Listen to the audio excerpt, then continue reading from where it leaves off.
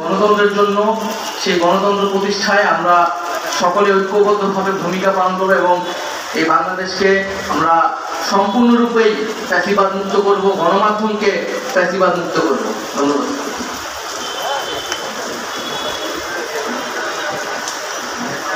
মরহুম রুহুল আমিন গাজী সাহেবের পরিবারের পক্ষ থেকে তার কনিষ্ঠ পুত্র, একমাত্র পুত্র আফনান আবরার আলমকে দুটো কথা বলার জন্য অনুরোধ করছি।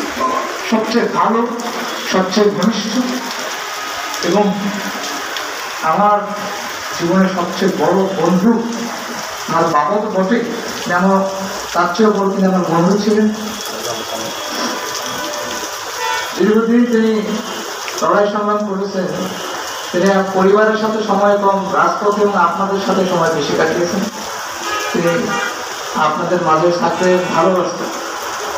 আমাদের তাতে কোনো আপত্তি ছিল না যে আমার বাবা আমাদের চাইতে আপনাদের সাথে সময় বেশি কাটাতেন। তিনি সবসময় চেষ্টা করতেন সত্য কথা বলার, আমাদের তাই শিখেছেন এবং আমার কাছ থেকে তিনি একটাই দাবি করতেন যে আমি যেন দেশে থাকি, দেশ থেকে চলে না যাই এবং দেশের জন্য কাজ করি, দেশের মানুষের জন্য। আজকে আমি আপনাদের এখানে দাঁড়িয়ে থাকতে দেখে আমার খুব খারাপ লাগছে, অনেক অনেক কষ্ট হচ্ছে, কিন্তু আমি আমার বাবাকে যে অবস্থায় দেখেছি গতকাল,